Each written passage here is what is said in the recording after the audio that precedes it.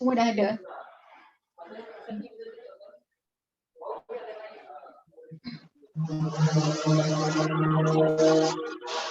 Ini yang tugasan yang saya bagi tu. Okay. Tugasan ya. Saya nak video dalam bahasa Inggeris ya. English video. Tak kisahlah video apa pun, drama ke, movie ke, berita ke, apa-apa, janji dia dialog in English. Okay. Video tu tak kisah panjang mana, 1 jam ke, 2 jam ke, setengah jam, tapi saya nak you all cari dalam duration 15 minit saja. Dalam 15 minit tu kamu cari mistranslation. Okay, mistranslation atau typo atau apa out of context, apa-apalah yang you rasa silap, okay, bersalah, tapi kadang tak semestinya salah. Janji saya nak tahu daripada amatur ya, daripada orang biasa yang tak ada asas subtitling. Bila dia tengok tu dia rasa macam it's so funny, tu macam tak betul ke, you tulis saja, okay. Saya nak you letak title of video, kata apa, movie apa, okay, title video apa, lepas tu duration dia apa, kalau 50 minit ke 25 minit ke, tulis. Okay, tapi saya nak yang you ambil tu bagi link daripada minit ke berapa sampai minit ke berapa yang you tengok. Okay, bagi link setakat yang 15 minit tu lah. Itu saya senang nak check. Okay, cari minimum 5 mistakes ya. Minimum 5 mistakes. Tapi kalau ada banyak mistake pun tak apalah. Saya cuma nak tengok macam mana you boleh nampak kat mana silap dalam video, dalam mana-mana wayang ke apa-apa dokumentari yang you tengok tu, macam mana you nampak. Ada setengah orang dia tak nampak. Okay, dia tak ada apa, eye of tail. Dia tak nampak, dia rasa macam okay je. Okay, ada setengah orang dia rasa macam banyak salah. So dari situ kita boleh nampak yang kita ni memang minat dalam bahagian subtitling. Kalau orang yang minat, dia sentiasa nampak kesilapan. Okay? Sebab memang manusia memang mudah nampak silap. Yang tak silap tu jaranglah orang nampak. Jadi saya nak listkan dialog tu yang asal. Okay? Macam kita let's go home macam tu kan. Lepas tu je type lah balik. Lepas tu subtitle dia apa? Mari balik rumah. Mari balik rumah ke, ayo pulang ke, tak kisahlah yang you rasa macam salah. Okay, jom balik, rasa macam jom tu tak sesuai digunakan ke. Okay, yuk balik ke kan, ada banyak drama kan, bahasa pasar. Okay, you listkan source dialog. Lepas tu target dialog tu. Lepas tu you bagi cadangan. Cadangan tu tak kisah, tak payah nak study cari yang betul-betul. Just bagi je cadangan sendiri. Okay. So deadline dia hari Selasa, ada yang nak hantar rasanya kan. Tak apalah. Selasa 12 April. Okay. Ada apa-apa soalan tak di tugasan ni?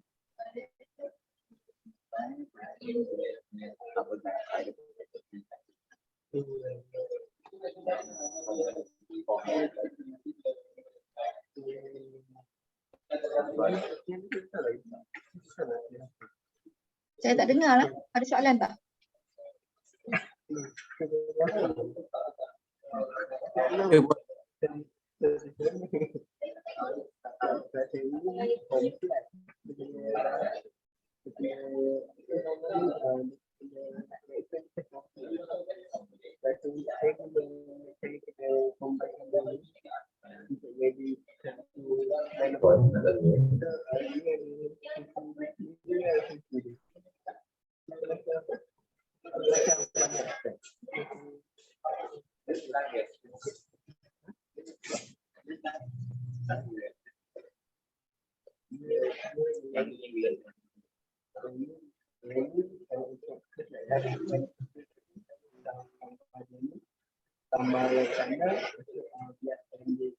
Firdaus Ismail. Ya. Tak, saya panggil seorang student ni, dia tak tutup mic dia, so kita dengar suara dia lagi kuat. Oh, okey. Dia tak mute. Ya ke? Firdaus Ismail. Firdaus dengar dia bersembang. Hmm. Firdaus Ismail.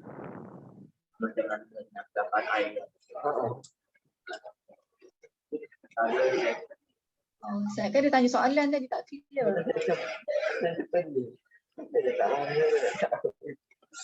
Dia tak dengar kot suara kita ni, Dr. Puan. Okey, Saya saya mute dah. okey, tak dengar Okey, ada apa-apa soalan tak yang pasal tugasan ni?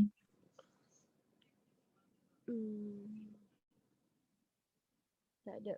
Kita kena letakkan juga ke video ke letak link je? Link saja. Jangan hantar video. Video tu berat nak hantar. Kalau saya ambil daripada Netflix, macam mana Puan nak access Puan ada Netflix tak? Saya ada. Ada, okay, nice. Sebab saya memang buat subtitling dengan Netflix, jadi saya memang kena ada Netflix lah. Okay. Kalau Netflix senang sikit lah, saya nak check. You bagi je link apa nama video tu, lepas tu bagi dia punya minit ke minit. Okay, yang mana saja. Okay.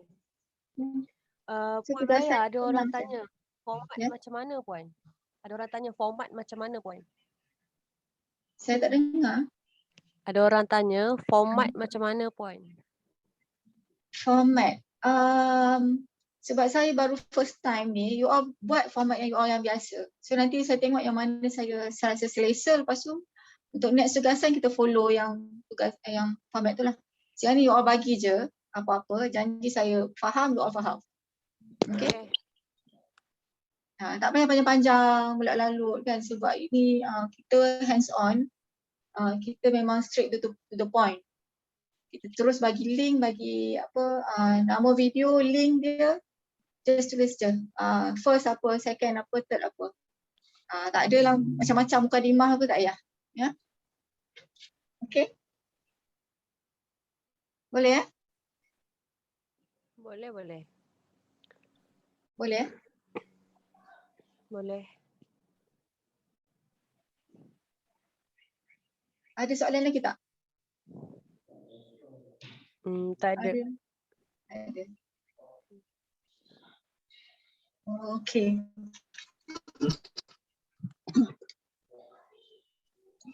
Rasanya last week semua datang kot kan. Jadi, tapi saya ulang balik yang ni lah. Apa?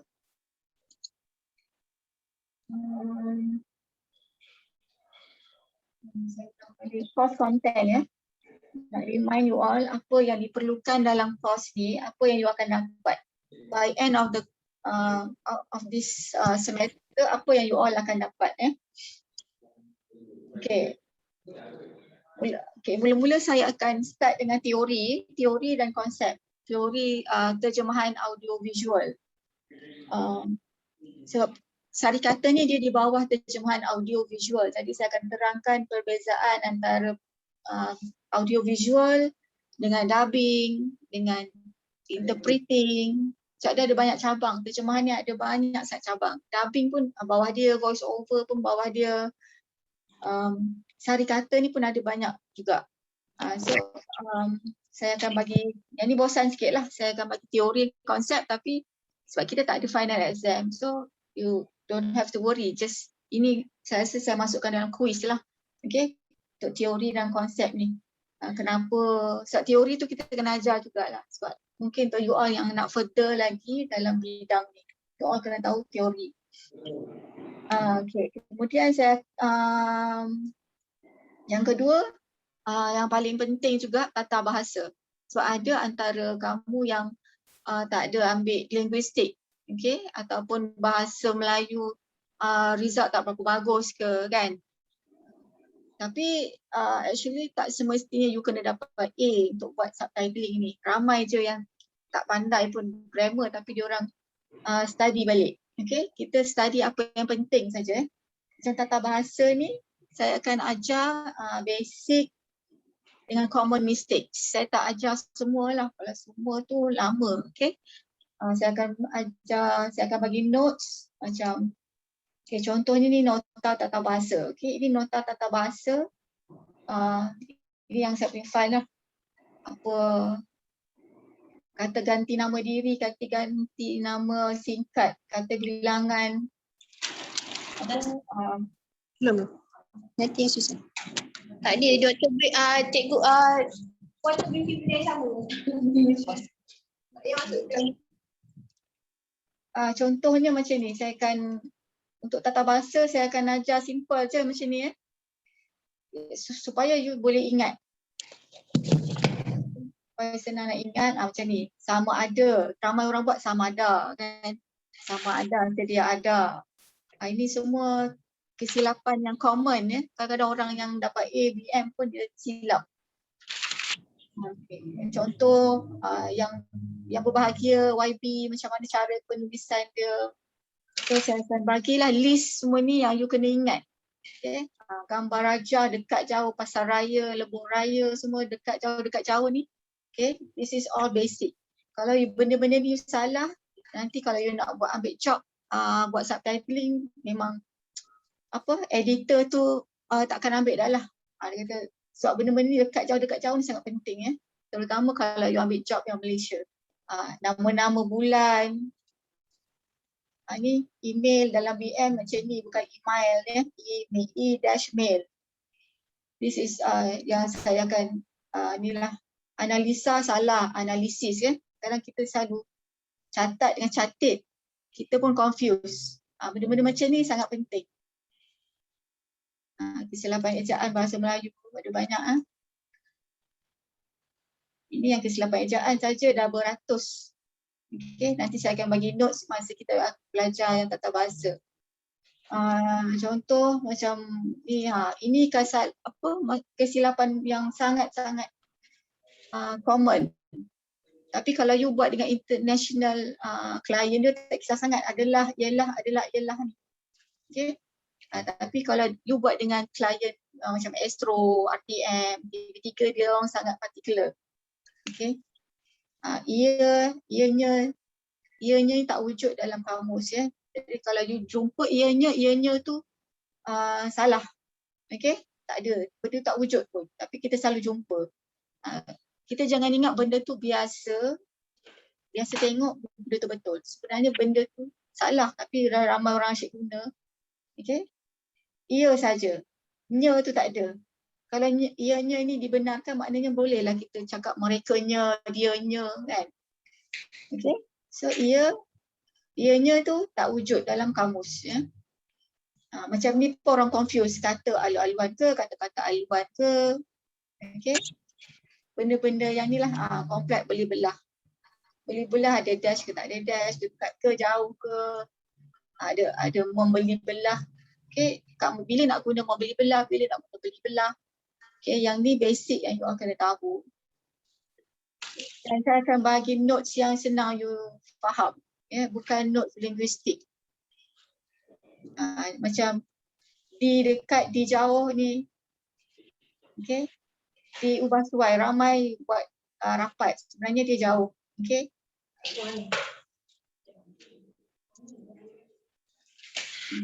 Masalah umum ni.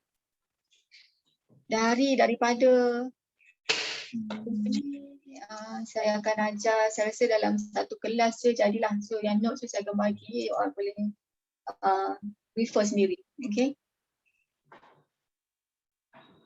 Ada banyak lagi macam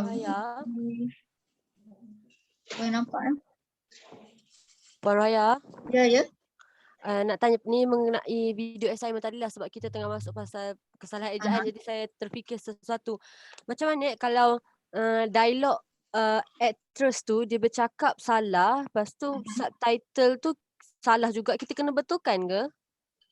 Tu boleh dikira sebagai satu mistake ke? Okey, katalah dialog dia cakap lain tapi dialog cakap lain, macam mana? Macam cara dia sebut tu ada grammar error kan.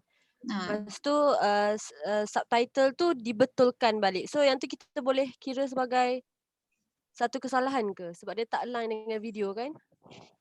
Tu kesalahan lah sebab kita kena translate orang tu cakap salah pun salah lah. Okey, faham. Ah, Terima kasih. kita kena ikut apa yang orang tu cakap. Dia jangan betulkan. Okey. Cuma kadang-kadang kalau yang Malaysia ni kalau macam dia kesing kan, maki hamun tu, kita akan lembutkan. Kita akan cakap bila katalah dia cakap hey asshole.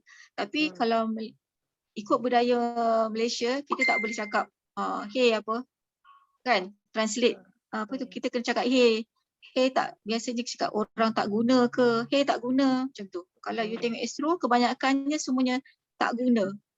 Dia panggil semua perkataan kesing tu semua jadi tak guna. Sebab dia tak nak mengajar budaya kita ni, budaya timur tak boleh maki hamun. Even hey stupid pun kita tak boleh, kadang tak boleh sebut. Tapi kalau Netflix kita boleh sebut lah. Hey bodoh. Tapi kadang dungu, okay. Kalau Astro dia pakai dungu. Dia macam bunyi dia macam sopan sikit.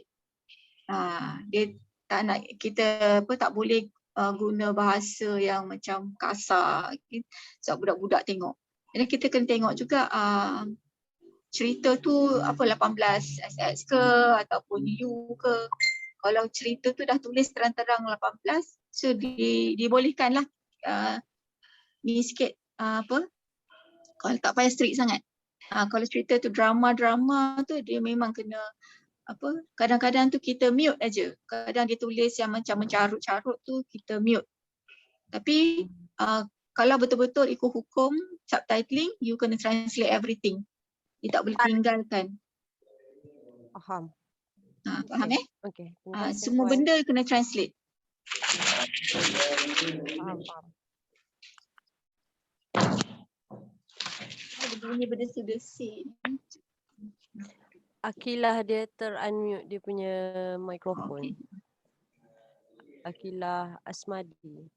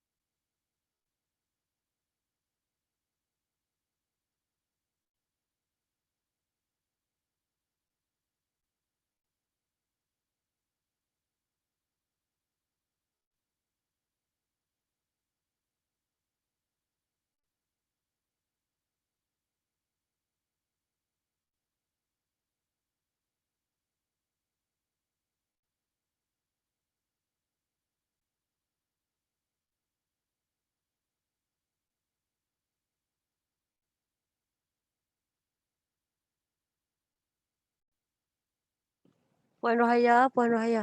Kami tak dengar suara.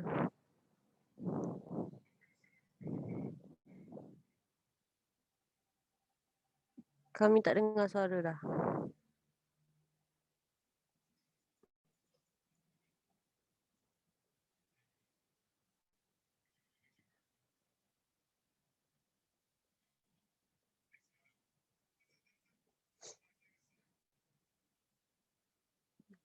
Tak dengar Puan. Puan Rohaya. Masih lagi tidak dengar suara. Saya nampak mulut Puan. Boleh dengar tak? Ni baru boleh dengar. Okey. Okey. Okey.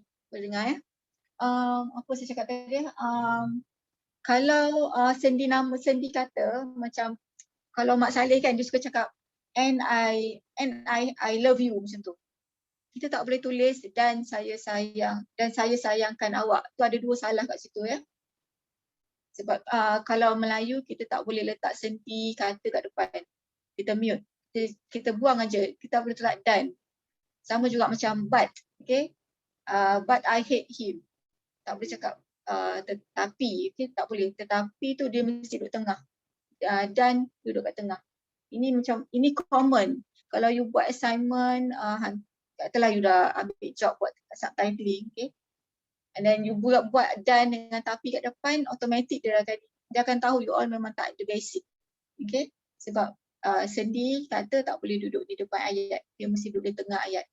Kalau terpaksa letak, kita letak namun. Okay, macam because pun kita tak boleh letak kerana tak boleh duduk depan, kerana dia kena duduk tengah. Tapi sebab boleh. So you kena ada study pilihan-pilihan vocab dalam bahasa Melayu untuk digunakan dalam subtitling. Macam oleh kerana, oleh sebab bila masa nak guna. Okay. So okay. Macam imbuhan I dengan imbuhan kan, menghadiahkan. So yang ni pun kita akan tengok juga nanti. Imbuhan I, menemui, menemukan, mempertemukan. 3 ni berbeza. Okay. Actually dia tak susah. Sebab bila you dah tengok benda ni, penota ni pun senang nak ingat. You akan biasa nanti. Bila once you jumpa nanti you akan ingat. Oh okay, tak boleh. Ianya tak boleh, salah. Okay, ialah macam ni, adalah macam ni. Okay, diraja. Nak jauh, dekat ke, jauh ke, ada sengkang ke. Okay. Okay. Ini semua nota tata bahasa, banyak sangat. So nanti saya akan share bila kita start dengan tata bahasa ni, basic and common mistakes. Kemudian kita pergi chapter gaya bahasa atau stylistik. Gaya bahasa ni sangat penting, sangat-sangat penting. Dia berbeza ya. Kalau gaya bahasa komedi lain, gaya bahasa dokumentari lain. Dan dia ada saya akan ajar subtitling style. Okay. So ini okay. Dan saya akan ajar juga cara untuk pilih perkataan yang sesuai mengikut klien ya. Yang penting kita sebagai subtitler, penulis hari kata, kita mesti mula-mula sekali negotiate dengan clients apa yang dia nak. Dia akan bagi kita guideline. Dia nak macam ni, kata translate all ataupun kata translate 90%. Ada yang klien tu dia tak nak dia nak imbuhan penuh, dia tak nak ada potong-potong apa. Ada klien dia nak kita buat cantik-cantik, cukup-cukup je, tak nak ada lebih-lebih. Okay, maknanya kita kena pendek-pendekkan, summarize. So itu first thing you kena tahu apa klien nak. Okay, minta guideline dia, baru boleh start kerja. Okay, tapi dalam subjek ni saya ajar yang standard, ya, standard Malaysia punya lah. Standard Malaysia bahasa dia sopan santun sikit lah. Ya, bukan macam standard untuk yang macam Netflix semua tu. Okay, kemudian kita pergi chapter computer aided tools. Ni CAT tools ni kita nanti saya akan bagi link untuk you all download subtitle edit. Subtitle edit atau kita panggil SE. Subtitle edit ni yang senang lah, dia free. Sebenarnya ada banyak computer aided tools ni ada banyak untuk subtitling. You all at least tahu satu ni pun cukup. So nanti bila nak cari job, sebab saya target you all ni bila dah habis ni bolehlah cuti semester ambil job, buat subtitles, buat apa-apa translation job kan, job senang cari kat internet. You all at least dah ada satu software yang you dah biasa. So bila kita dah biasa yang ni, klien biasa dia orang ada tools ada software sendiri. Yang lain tu lebih-lebih kurang je ya. Subtitle edit ni lah basic. Okay, saya akan tunjuk dia punya ni subtitle edit.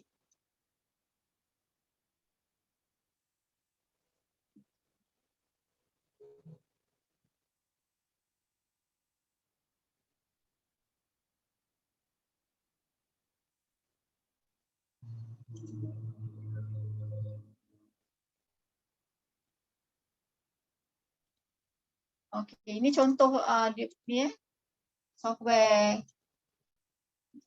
ni. Okay, ini cerita Love Island. Love Island ni dia ban dekat Malaysia tapi dia Netflix ada ya. Okey, ini saya nak you all tengok dia punya interface. Macam ni lah rupanya kalau software. Okey. Ini okey, let's say saya play ni.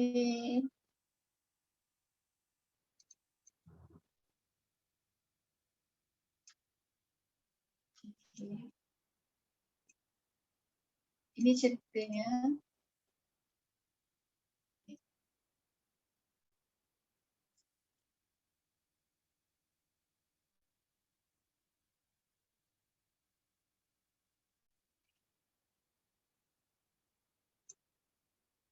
Okay.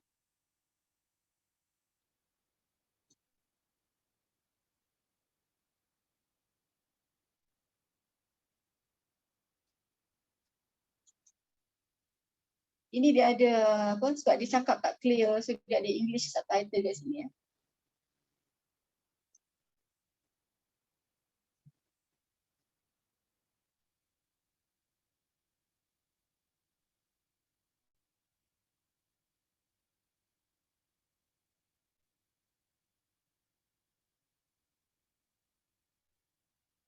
Okay. Kalau let's say okay, ini dia punya biasa yang asal tu saya akan dapat in English semua ni. Ni kat tepi ni English script ya, script yang dah ada time code. Ini time code ni start and ni duration dia. Duration ni bila ada merah maknanya dia dah terlebih. Okay, you kena kurangkan sebab duration dia ada. Tengoklah klien tu dia nak panjang mana duration dia. Let's say yang katalah saya nak edit ni, saya akan play. Okay. Dia akan ulang-ulang. So you dengar satu ayat tu je. Adakah saya menakutkan? Nanti kalau nak tukar apa-apa kat sini, tukarlah. Okay. Nak tukar. Lepas tu next pula.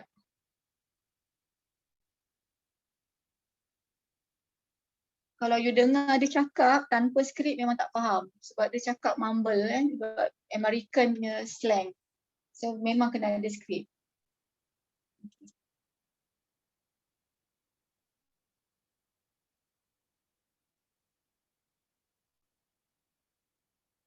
Okay. Dan kita buat apa ni, dia macam piramid lah, sama ada atas panjang atau bawah pendek macam ni lah.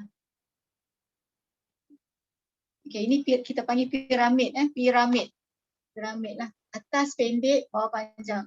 Dan sendi, kata sendi mesti duduk bawah, tak boleh duduk atas. Kormat tak boleh selesa kerana kerana duduk bawah, kita tak boleh duduk atas. Sebab bila duduk atas, ayat tu akan jadi macam hanging. Kormat tak boleh selesa kerana kan. So kita nak mata kita nampak macam elok je.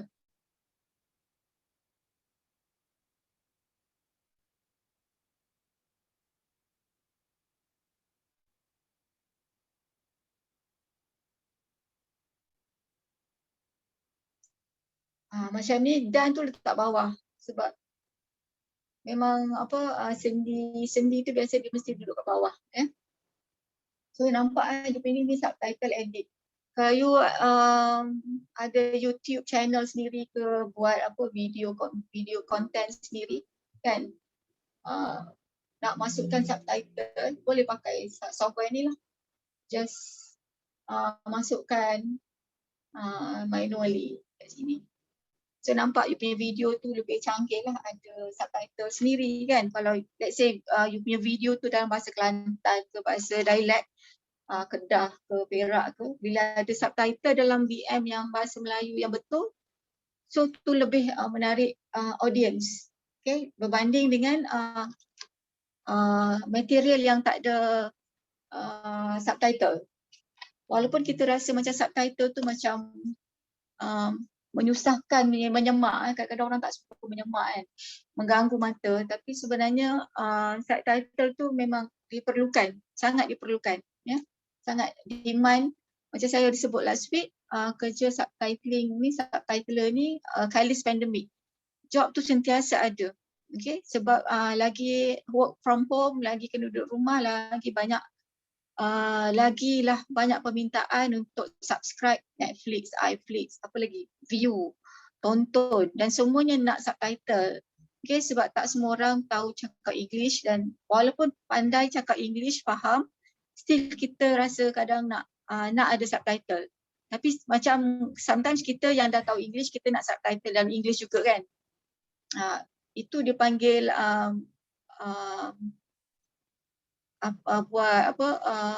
transcribing. Okay, itu salah satu bidang kerja bawah terjemahan juga. Transcriber. Transcriber. Transcriber tu kerja dia type balik aja apa yang orang cakap. Ikut je kalau dia cakap salah-salah lah. Okay, yang tu pun dia bayar okay jugalah dalam $1 1 minit. So you just type je. So nanti dia akan apa cakap sekarang ni zaman digital ni memang transcribing tu memang wajib ada untuk semua video. Tak kisahlah apa-apa video pun dekat YouTube tu semua memang dia akan saya ingat last masa awal-awal PKP tu diorang ada berapa puluh ribu hours untuk transcribe. Okay, sampai diorang pakai mesin tapi mesin tak accurate. Diorang cari editor untuk betulkan balik. Sebab saya pun tak pasti kenapa diorang memang nak buat benda tu sebab Google, YouTube dia memang nak ada transcribe untuk semua video dia. Itu salah satu bidang kerja yang orang tak nampak. Untuk transcribing tu pakai Loft, L-O-F-T. Dia punya software. Software dia, saya ada juga Loft tu tapi saya dah lama tak guna. Loft. Okay. Lepas tu ini GTS. GTS ni pun subtitling software juga. Ada banyak Originator, Tempo, GTS. Kalau you Google memang ada banyak.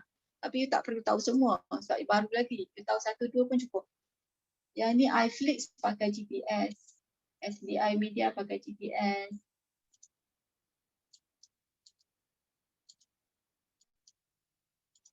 Okay, yang ni saya dah lama tak guna, so dia tak boleh buka dah.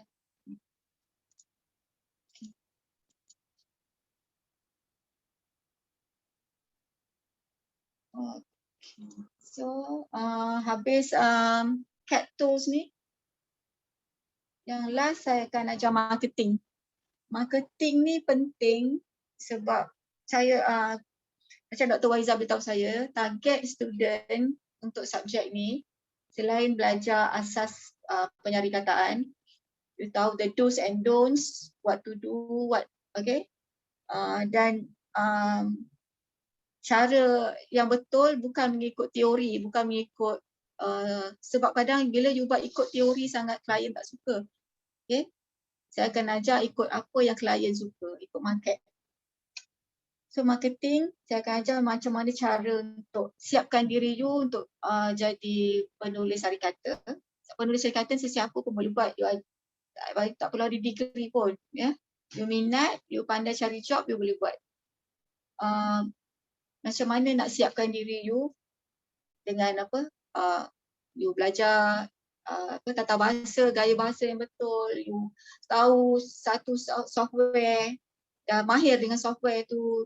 And then you tahu term-terms yang orang guna bila orang tu sebut source language, target language, target text, orang sebut short change, orang sebut time coding, you boleh tahu. Okay. Kalau you macam bila orang sebut, you macam terkekeh agak faham, itu maknanya you memang tak boleh lagi lah jadi penulis harikata. Okay. Saya akan ajar you macam mana nak cari jobs di internet. Ada banyak dekat internet tu. Hari tu saya ada bagi list Prozee.com, translatorscafe.com.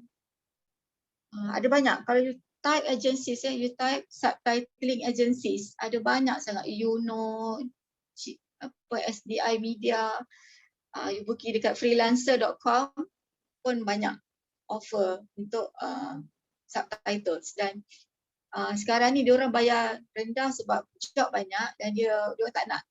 Sekarang ekonomi Malaysia dia tak boleh bayar mahal-mahal. Okay, so job banyak lah. Macam untuk beginners semua tu, macam you all, boleh apply. Buat masa weekend ke masa cuti semester. Okay, dan saya akan ajar cara nak communicate macam mana you nak apply minta jobs. Okay, so sometimes student, saya faham lah dia tak tahu macam mana nak apply untuk nak minta kerja. Kan, nak minta kerja ni macam nak minta kerja lah. Macam mana you nak negotiate, because biasanya bidang subtitle ini busy. Kita terus tanya what's your rate terus. Okay, send me your rates. You kena tahulah, send me your rate card. You kena ada CV, saya akan bagi sampel resume. One page saja, tak payah banyak-banyak. Dia orang pun busy nak baca. Kalau you punya CV untuk minta kerja yang degree ni lain. Kalau buat CV untuk translation lain. CV untuk translation just satu page je. You just tulis apa you punya speciality. You bagian apa, legal ke apa ke, subtitling ke, okay. Lepas tu tulis, tapi kalau you tak ada dekat academic qualification tu tak ada apa-apa benda pasal translation, susah sikit lah. At least you cakap lah you ambil paper apa ni kan, asas syarikat, tapi you tulis in English lah. Okay, apa in English dia apa, fundamentals of subtitling ke, basics apa, saya tak sure in English apa subjek ni. At least you letak BM dapat berapa kan. Sebab dia orang yang penting dia nak tahu you ada translation experience. Kalau you ada pergi seminar ke, kursus yang Dewan Bahasa buat, Persatuan Penterjemah buat, lagi bagus. Persatuan Penterjemah ada buat bulan ni ada buat, tapi dia charge lah 300 satu course 2 hari. Short term course online. Tapi bila you ada sijil ni senang dapat job. Ya. Kalau tak ada sijil ni, tak ada sijil apa-apa pasal translation, memang orang tak ambil, orang prefer yang ada sijil. Okay. At least you dah ada subjek ni, you boleh claim lah this is like macam sijil lah, sebab apa yang saya ajar satu semester ni sama dengan yang apa yang orang belajar di ITBM, di Persatuan Penterjemah Dewan Bahasa. Yang diorang buat full time 2 minggu tu, diorang bayar 1,500 tu. Samalah apa yang saya ajar ni, lebih kurang lah. Cuma kalau yang kat sana tu dia lebih kepada teori, lebih lagi kepada teori. Yang saya ajar more to hands on ya. Okay. Lepas tu saya akan ajar cara untuk mula-mula nak buat apa, dah minta job, lepas tu buat apa lagi, nak buat apa, invoice, purchase order, invoice kan. Bila kita nak start ambil job, bila kita nak start buat job kita, dan bila kita nak minta bayaran dan macam mana nak buat bayaran, dan nak buka account apa, sebab kalau clients biasa dia orang nak yang PayPal, Pioneer, okay.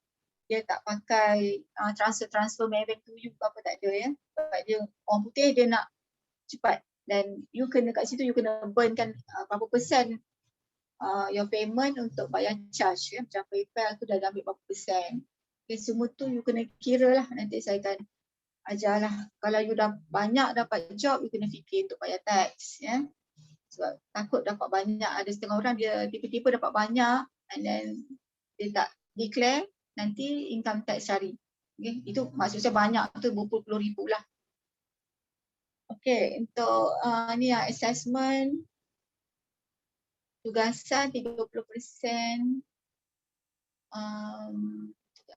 quiz 20%, presentation 40%, tugasan final 30%. So tugasan yang biasa ni, tugasan yang saya bagi ni lah yang nak submit ni kan, maybe ada 3 tugasan. So satu tugasan 10%. Kalau ada masa saya akan bagi extra tugasan. So, bila lagi banyak tugasan lagi cepat mahir. Okay? Dan saya akan ambil lah tugas 3 ke macam mana ya.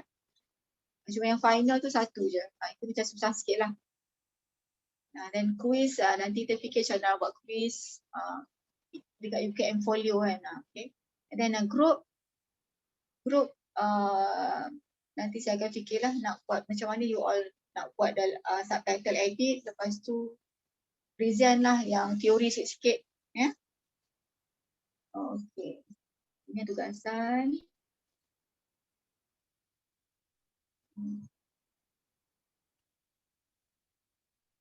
Ni kalau you ada duduk sesaja, you google lah pasal subtitling apa. Kadang you akan jumpa agencies ya. Agencies ni macam Andova, TV SDI, NGSub, itu semua adalah agencies ya. Sebab kita tak direct ke Netflix, kita tak direct ke Fox ke apa. Kita melalui agencies. Kalau you berminat dalam subtitle ini, you kena pergi cari agensi dulu. Sebab dia macam broker dia akan ambil lah percentage dia. Okay. Biasanya kalau orang dah jadi translator, buat subtitle dah lama, nanti dia akan buka agensi. Macam saya tak minat buka agensi sebab nanti nak kena handle ramai translator lain pening kan, sebab saya lagi suka kerja seorang. Okay. Ada juga yang direct Kalau direct ni dia bayar mahal lah. Okay. Tapi sekarang dah kurang dah direct. Yang mana direct, macam Astro dah direct. Kalau you minat nak buat subtitle dengan Astro, you boleh apply. Kalau you rasa you memang perfect, buat bagus you apply je. Lepas tu dia akan panggil buat test. Kalau you test tu lulus, dapatlah. Tak kisahlah you tak ada qualification pun. Sebab test tu susah. Test dia tu macam tadi lah, nota tata bahasa tu semua daripada Astro lah. Yang saya buat dengan Astro. Dia punya test tu. Okay. Dah tak ada. Ini yang last week. So yang this week kita start dengan teori.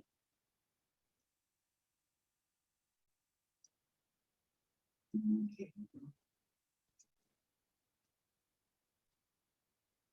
Boleh nampak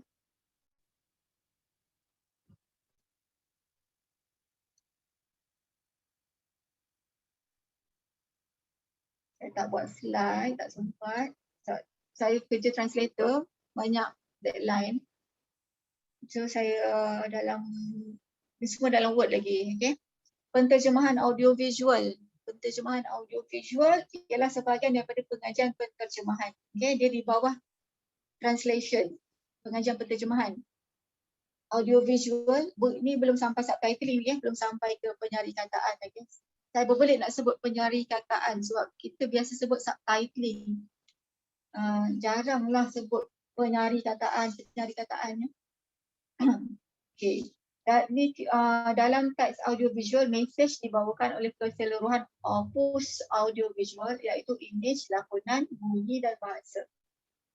Okay. Ini definisinya, linguistik definisi ni. Tak payah pening-pening lah apa opus, apa ni semua. Kita cuma nak tahu dalam teks audiovisual tu message yang dibawakan adalah image, gambar, lakonan yang orang bergerak, bahasa bunyi dan bahasa. Okey. Perbezaan antara penterjemahan audiovisual dan bertulis. Translation yang biasa dan translation audiovisual. Okey. Ini beza dia lah. Nanti saya akan bagilah nota ni. Kekangan masa dalam penyuaraan semula. Sebab bila bercakap dengan menulis memang masa lain. Okay? Kalau bercakap, sometimes bercakap tu lagi panjang daripada menulis. Okay? Especially kalau English dengan Melayu. English pendek je, Melayu panjang. Kekangan ruang masa. Ruang masa dalam penyari kataan. Masa memang ini yang kritikal lah. Sebab macam saya cakap tadi, bila English tu dia pendek dia cakap. Tapi bila kita nak translate Melayu dia panjang. So dia tak sama. Okay.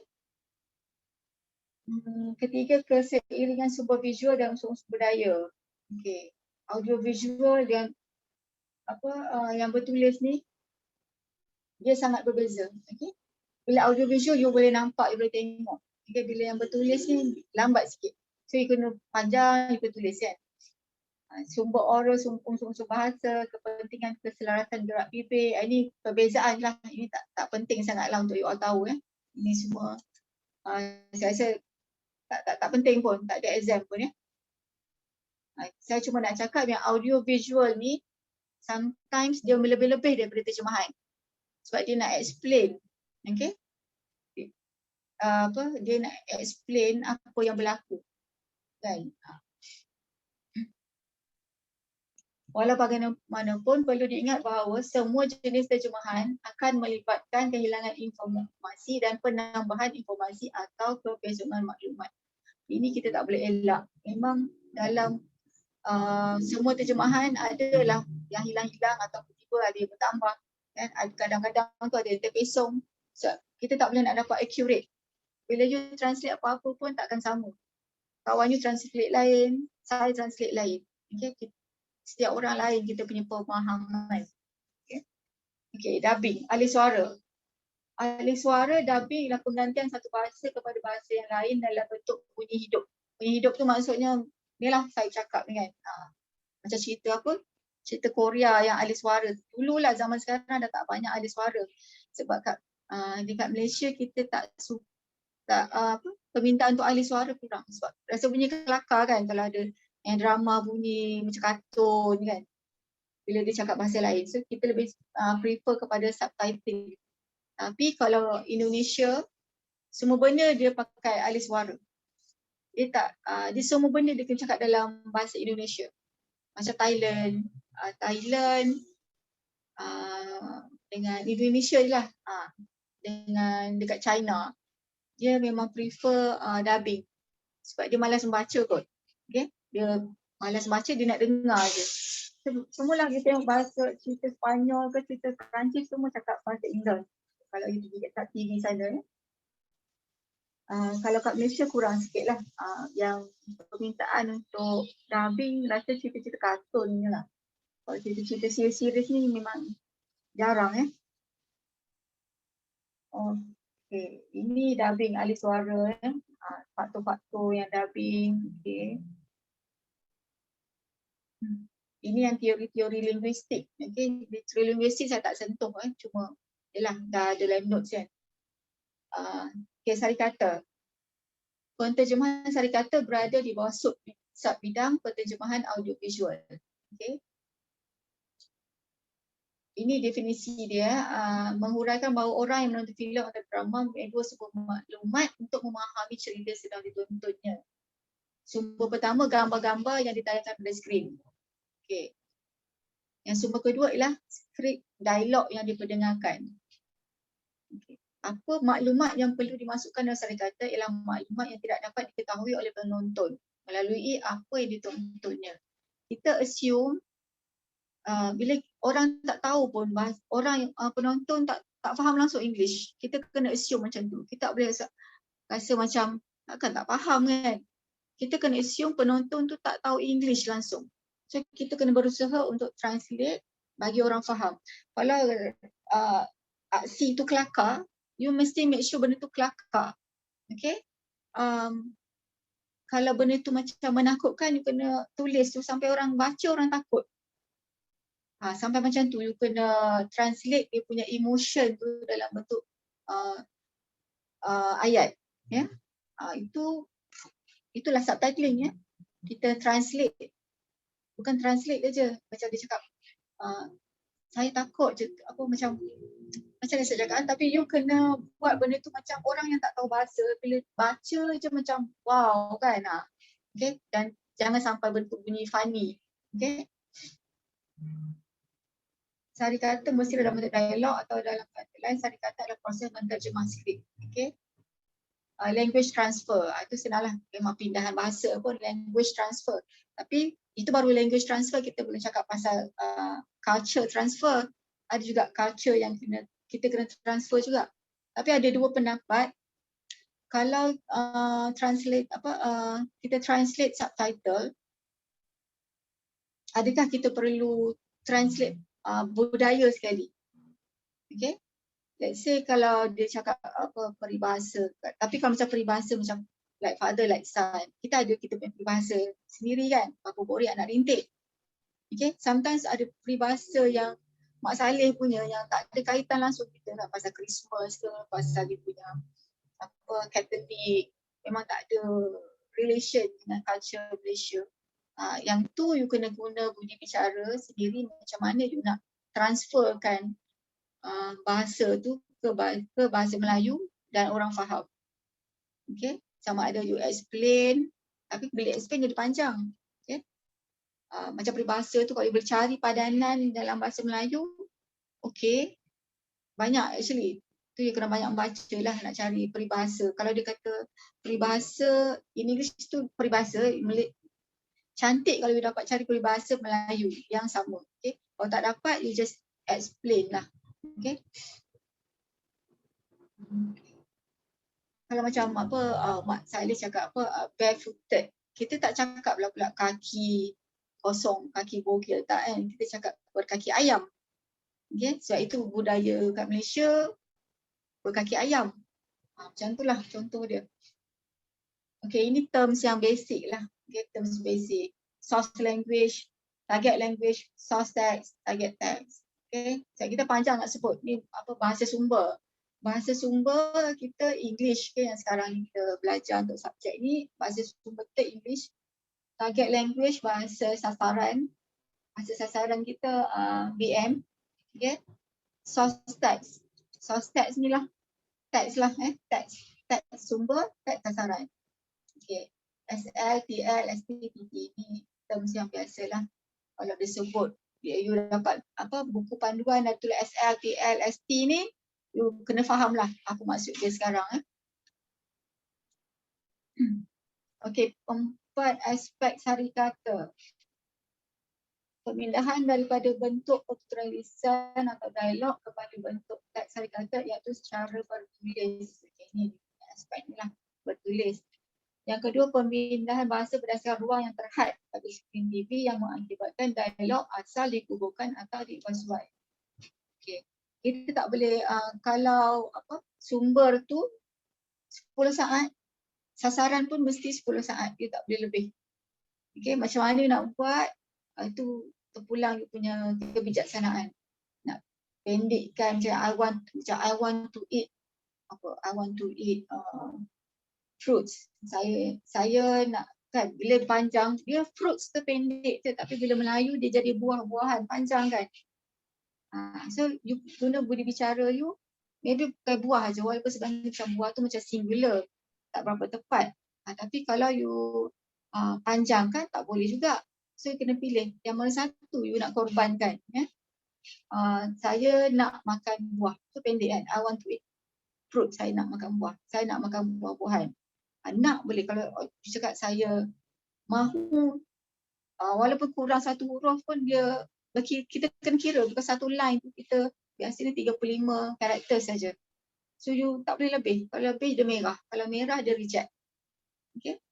Nah kalau macam ada setengah tu dia tak reject. Macam Astro ke apa dia tak reject. Dia tak apalah lebih satu macam tu. Tapi kalau yang lain international client dia tak ada, dia strict. Kalau dia kata 35 lah, tak boleh lebih. Kalau dia kata apa reading speed tu 6 second lah, tak boleh lebih. Okay, tak boleh lebih, tak boleh kurang. So ini creativity Walaupun you pandai BM, you pandai buat bahasa, pandai translate, tapi you tak kreatif untuk jadikan subtitle to fit the frames, you are not a good subtitler. Okay. Yang ketiga, tekanan daripada ruang yang terhad. Ni ruang yang terhad adalah tadi masa kan. Ni visual, ruang yang terhad. Pemindahan bahasa audiovisual lebih pendek daripada yang asal. Ada yang sumber panjang, ada sumber pendek, okay. So you kena kreatif. Dan kadang-kadang sometimes satu line tu kadang you setengah jam berfikir. Apa nak cari ni kan. Kadang-kadang dia sekarang ni diorang suka pakai bahasa-bahasa yang berbunga-bunga. English yang berbunga-bunga. So kalau you jenis yang kurang membaca, you susah sikit nak cari maksud dia. Okay. Yang keempat, pemilihan bahasa yang menggabungkan unsur suntingan. Okay. Dia dah edit. Ni samalah kan. You kena sama ada nak tambah, nak maintain atau nak buang, tu semua creativity. Yang penting dalam subtitling ni creativity. Selain daripada kebolehan you dalam bahasa, kreativiti tu sangat penting. Kadang-kadang kita sebab kita tak nak benda tu jadi kaku kan. Dan you kena macam mana nak cakap, sometimes benda yang ada orang tak nampak bila orang suka minat bahasa je dia boleh nampak. Itu maksud dia apa? Itu maksud dia apa kan? Sebab kalau cerita tu British lain. kadang jokes dia tu memang susah nak faham. Tapi nanti saya akan ajar cara untuk macam mana you nak cari maksud jokes tu okay, saya tunjukkan sikitlah cara untuk let's say okay, ini kalau you nak cari makna sini di prpm.gov.my. Ini kita punya rujukan utama macam kamus lah, kamus dewan Ini you memang kena tahu, ini rujukan utama untuk semua penterjemah BM. Okay, ini Dewan Bahasa punya. So kalau let's say you nak cari apa, nak cari maksud perkataan apa-apa kan, kat sini. Okay, let's say corrupt. Okay, cari. Dah keluar ni corrupt, apa merosakkan. Dia ada ni kamus Melayu, kamus bahasa Inggeris, istilah.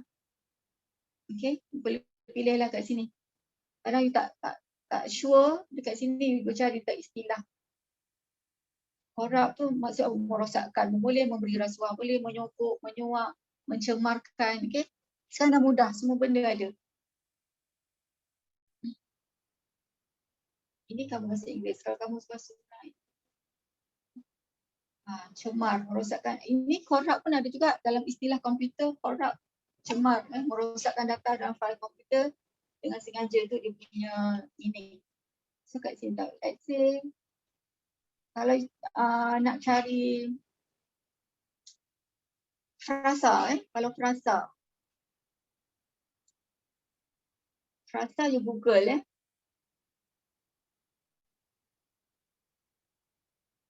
let's say contoh dia keeping ahead of time. Apa maksud dia ni? Dia just ni je, keeping ahead of time, hujung dia tulis meaning dan keluarlah meaning. Okay, ini cara untuk Google apa frasa, phrase Okay, kat sini dah baca definition dia apa? Keeping ahead of time maksud dia at an earlier time than people expected. So ada lagi maksud lain, what is the meaning? Sekarang semuanya, everything semua adalah Google aja. Keep ahead of something. Tapi macam mana nak cari dalam bahasa Melayu? Kan? Dalam bahasa Melayu kena kreatif lah. Kadang tu mendahului masa, mendahului zaman. Keeping ahead of time. Okay? Dia ada banyak maksud. You kena tengok ayat tu apa pula. Ayat tu cerita pasal apa. You punya konteks tu. Let's say kalau you nak cari perkataan Melayu, let's say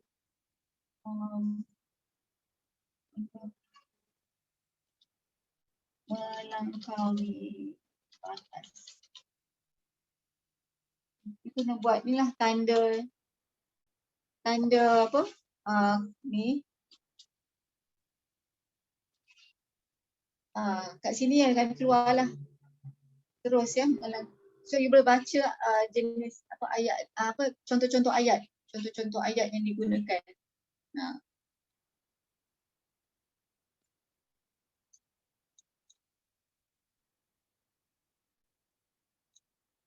Okay. Lepas tu melampaui batas in English. Over the limit. Ini pakai ini apa? Google Translate Google Translate. Tapi tak boleh, ni you boleh dapat idea lah. Kalau tak tahu macam mana nak translate, you boleh Google. Sebab banyak Google ni ada berjuta-juta corpus You boleh refer kat Google je. Memang kerja saya kalau buat translation mesti ada Google. Saya nak kena buat research. Okay. So, sebab tu saya cakap everything di hujung jari. Tak perlu dah macam zaman dulu, saya dulu kena beli kamus dewan tepal tu. Lepas tu kamus istilah tu bersusun satu rak. Kena buka satu-satu. So satu kerja dulu boleh siap. Dulu satu kerja kena 2 hari baru boleh siap. Tapi sekarang 1 hari dah boleh siap sebab you just Google everything. Okay. Macam ni saya ada beli apa nama Dewan Eja Pro. Dewan Eja Pro ni kalau tak ada internet pun saya boleh buka kamus boleh check apa-apa. let's say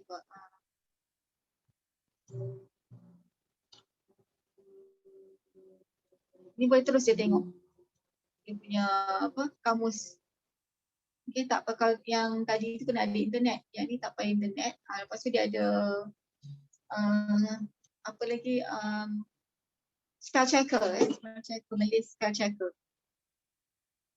Boleh buka Word, lepas tu you on kan Dewan Eja Pro, nanti dia akan check semua you punya bahasa. Even yang di dekat, di jauh ke apa typo, semua dia akan macam English spell checker lah. Itu kalau you nak serius dalam translation, you kena ada ni lah. Dewan Eja Pro. Ni Dewan Eja Pro. Ni Dewan Eja Pro. Yang ni sama company lah, ni Dewan Bahasa punya BRPM, Dewan Bahasa. Okay. Lagi. Jadi saya tunjukkan cara-cara apa yang you perlukan. Apa yang you perlukan. Ini 3 asas penyediaan sarikata in-house. In-house maksudnya ialah penulis sarikata yang kerja tetap. Macam RTM, TV3 dia tak pakai freelancer. Dia staff dalam pakai in-house. Okay, mula-mula apa? Pratonton, review. Penyarikata biasanya terlebih dahulu menonton sesebuah rancangan itu sebelum melakukan penyarikataan. So you akan dapat video. Kalau freelancer macam saya pun akan dapat video lah. Kita akan download video. Dan you kena pandai lah macam mana nak, bila orang hantar video, macam mana you nak download video. You kena ada internet yang laju, nak download video. Okay. And then you kena internet savvy lah.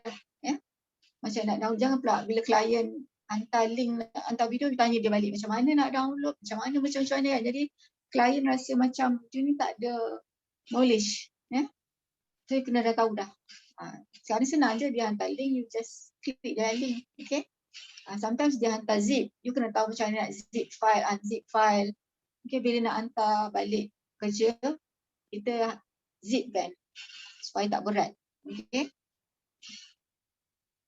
Tontonan ini dilakukan untuk memahami jalan cerita dan persekitaran satu cerita secara menyeluruh. Jadi kalau dia tak tengok video, ada orang dia tak tengok video, dia rasa macam senang lah, tak payah tengok lah kan. Tapi bila translate salah. Contoh macam car tu tak semestinya kereta. Car tu boleh jadi kenderaan lain.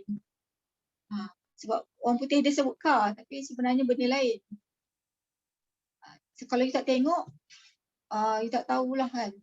Tu yang ada cerita yang orang komplain kan, yang fire tu kan, api, sebenarnya tembak. Okay, ada, bila kita tengok video, itulah yang jadi silap. Okay.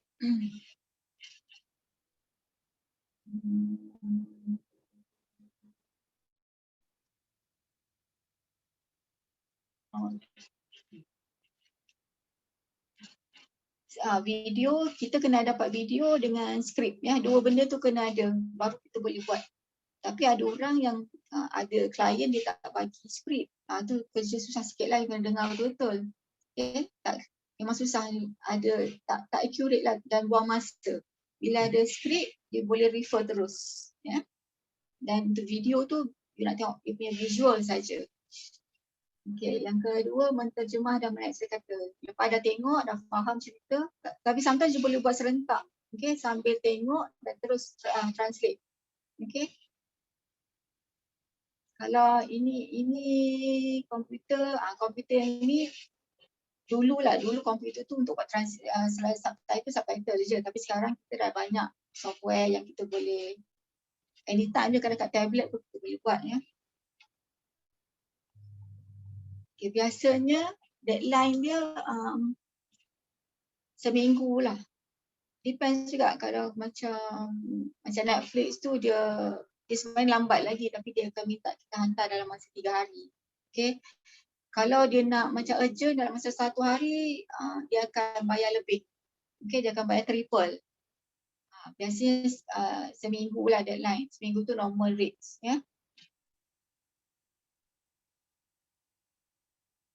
And then you kena tahu, you boleh buat subtitle tu berapa lama. Kalau yang 30 minutes, you boleh siapkan berapa lama. Sebab kalau Sebab bila you kerja freelance, you tak boleh bagi alasan apa-apa dah. You tak boleh bagi alasan yang sakit kepala ke, apa ke, assignment ke apa benda, apa alasan tak diterima lah, kecuali macam emergency sangat lah kan, macam apa, masuk ward ke apa, itu boleh terima lah. Tapi sebaik mungkin kita tak nak bagi apa-apa reason. Janji siap je. Kalau tak boleh siap, you kena beritahu awal-awal. Kena beritahu at least 1 day, so dia boleh cari ganti. You kerja pengganti lah. Ya. Kalau macam let's say station TV macam Astro, you tak boleh bagi alasan tu sebab dia orang dah set dah cerita tu nak keluar bila.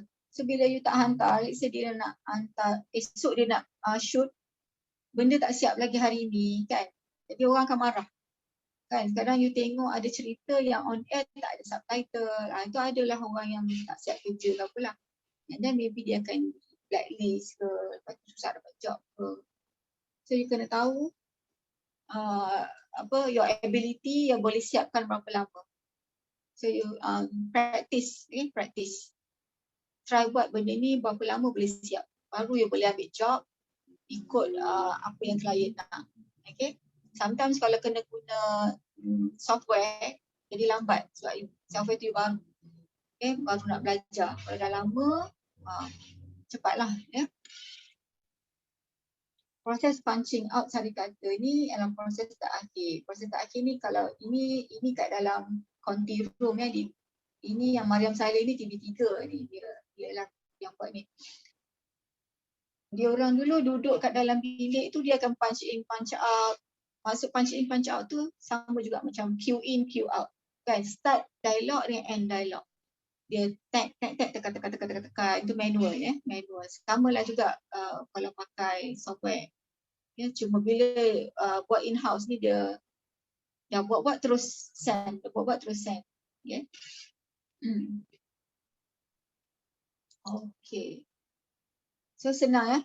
Ini je lah 3 proses dia. You tengok video, baca skrip, lepas tu you translate. Lepas tu you buat punching out ni, cue in, cue out. Tapi proses cue in, cue out ni ada klien yang bagi kat orang lain.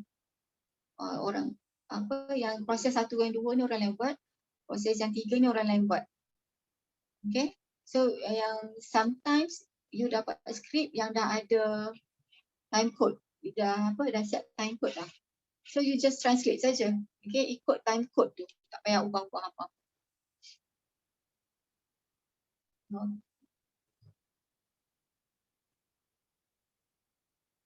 And next, strategi menilai mutu terjemahan sari kata.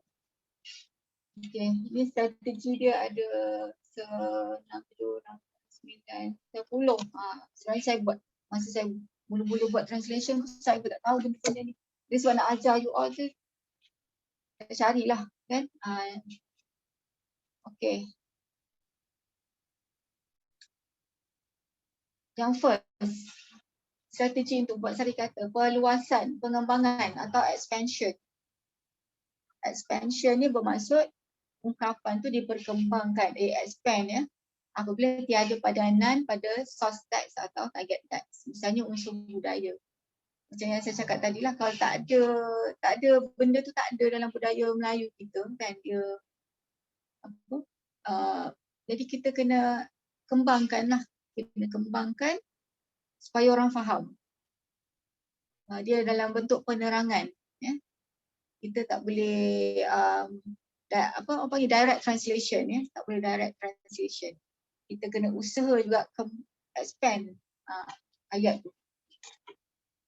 Yang kedua, parafrasa. Parafrasa ni pun sama ya, ungkapan yang diubah. Diubah, yang tadi tu dikembangkan, yang ni diubah. Misalnya unsur bahasa yang tak nyata. Okay. Ini semua linguistik ya. Saya rasa you all tak payah ni sebab saya tak ada nak tanya balik semua ni. Okay, cuma you tahu, you tahu yang dia punya bila you dapat apa benda you nak kena buat. You kembangkan ataupun you ubahkan sebab benda tu tak ada English BM, tak ada dalam BM You ubah, okay, you transfer, okay. Transfer secara menyeluruh. Ini ubah habis lah, menyeluruh. Okay, nak supaya jadi lebih neutral, ataupun you tiru, okay, dikekalkan. Maksudnya imitasi ni dikekalkan lah.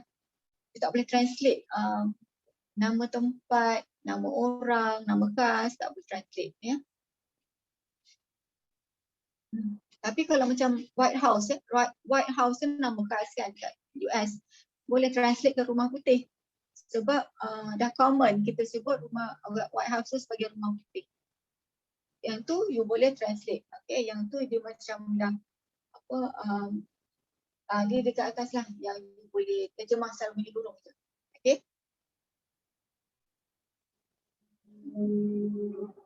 Okay. Dan transkripsi bermaksud ungkapan yang janggal digunakan yang istilah luar biasa. Okay.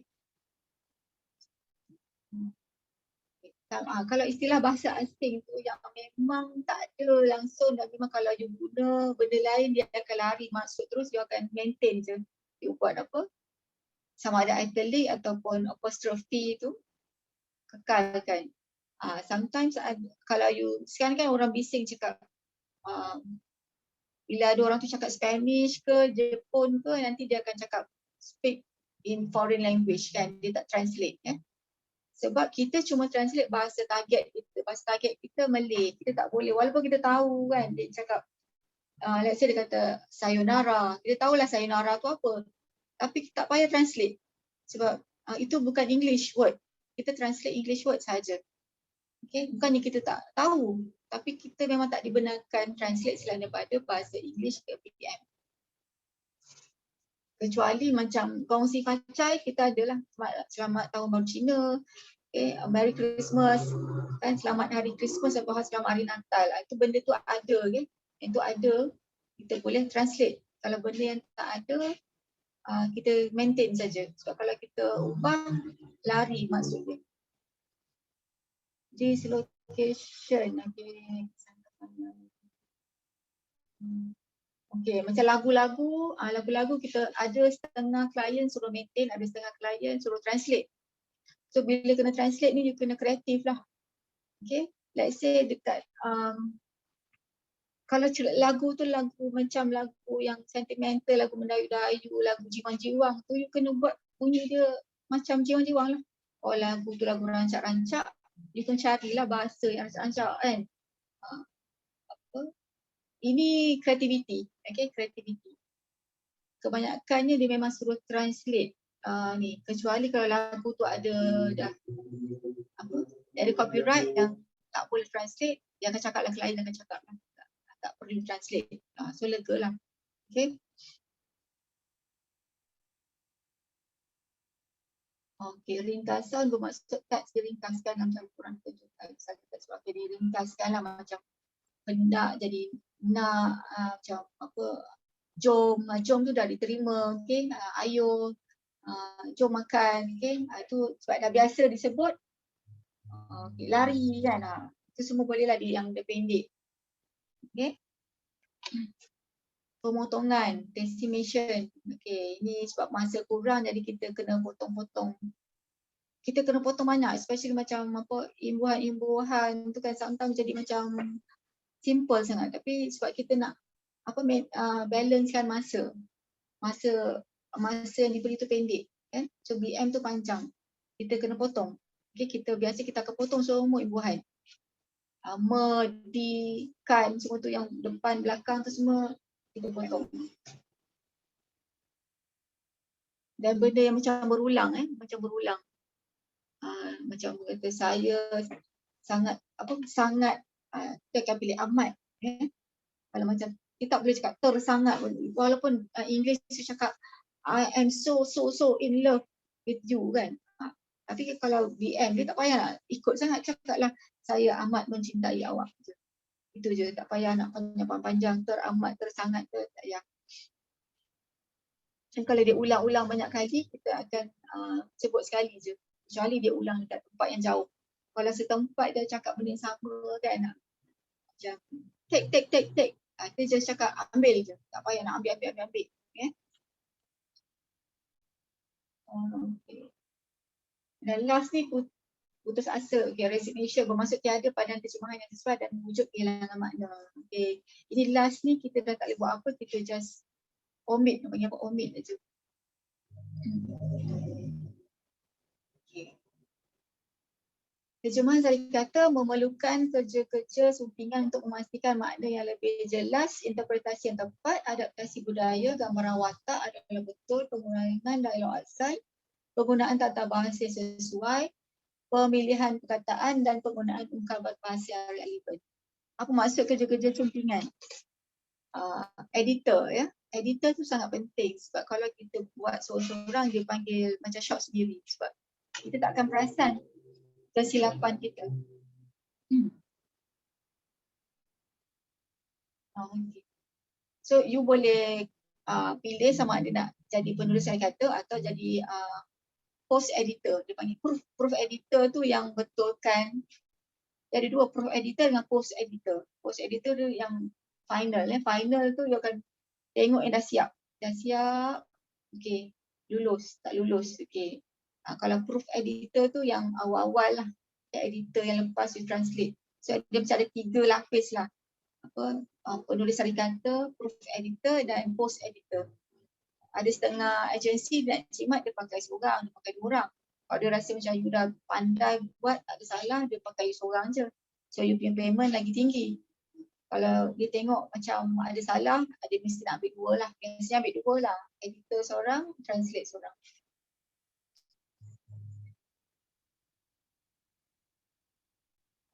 Okay.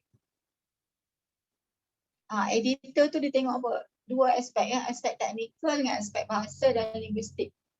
Okay, sangat penting dia akan bagi, kalau macam Netflix tu dia akan bagi markah. Dia akan bagi markah, you dapat berapa markah. Job you tu teknikal banyak salah. Kalau you ada percentage yang banyak salah, dia akan suruh you training balik. You tak boleh ambil job baru. Okay, yang teknikal ni you buat Q in, Q out, Q in, Q out tu lah. Yang punching out, punching in, punching out tu.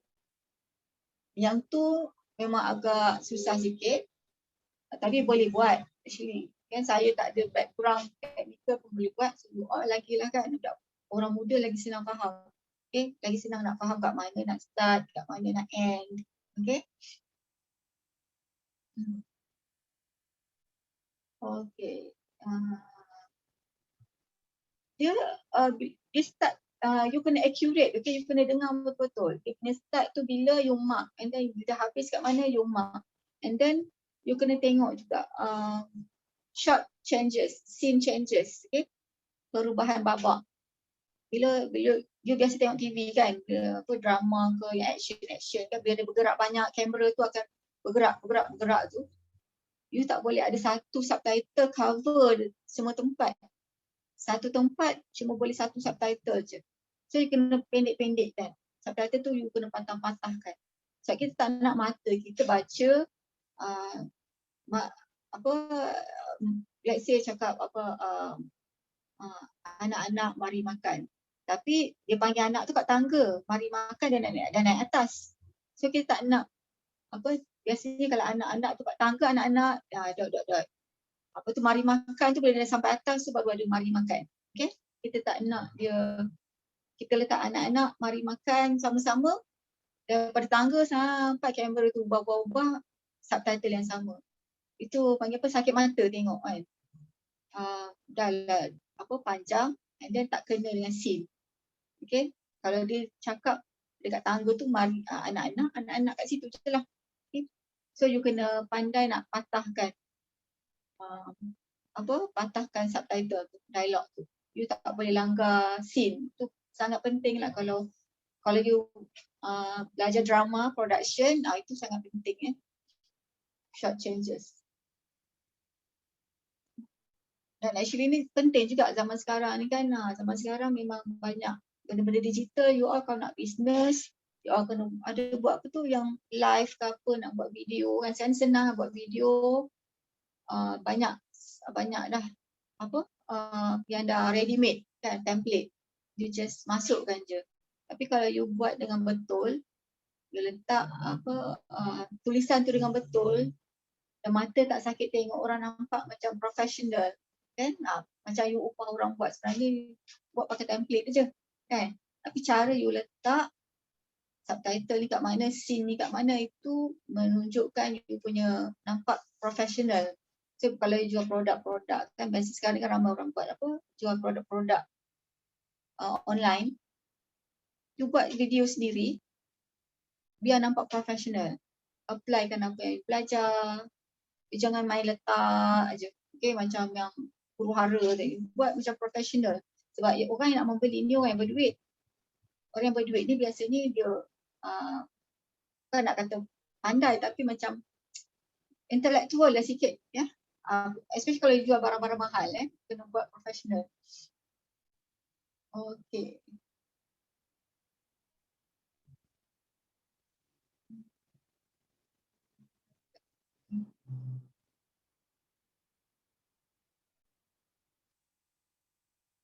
Terdapat beberapa perkara yang perlu diambil perhatian. Ini yang semua scholars nama-nama kat dalam ni semua yang buat journal on subtitling. Tak ramai dekat Malaysia memang tak ramai pensyarah yang buat thesis, yang buat journal on subtitling. Boleh kira. Memang tak ramai. Yang biasa yang famous lah USM ada apa subtitling ni USM lah biasanya. Okay, Prof Dr. Hasuria. Okay, dia kira pakar dalam sari kata.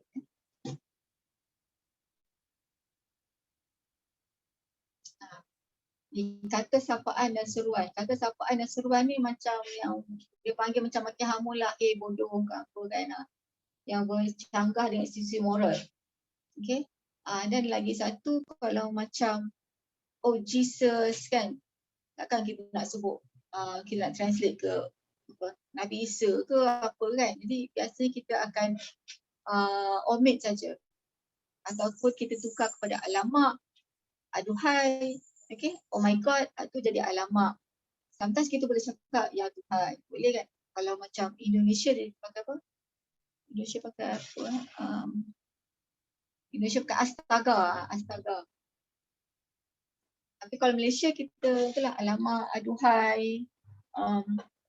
Banyaklah, you kena pandai lah, kena cari aja Google je. Biasanya apa orang Melayu cakap apa sopan sikit kan. Kita nak cakap apa shit semua tu kan, takkan nak cakap tai kan. Oh shit, alamak, itulah. Atau dia kurang terkejut, itulah macam aduhai, oh ya kan. Oh tu boleh sometimes, tapi kalau semua tu tak boleh lah. Okay. Kalau macam hello, okay, kita tak payah tu apa khabar. Kalau hello lah, sebab kita ada DM hello tu hello juga, tapi satu L ya, hello dia HELO, hello.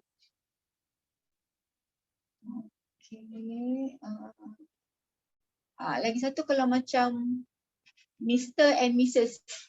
kan. Kalau English, Mak Salih kan suka cakap Mr. and Mrs. Smith.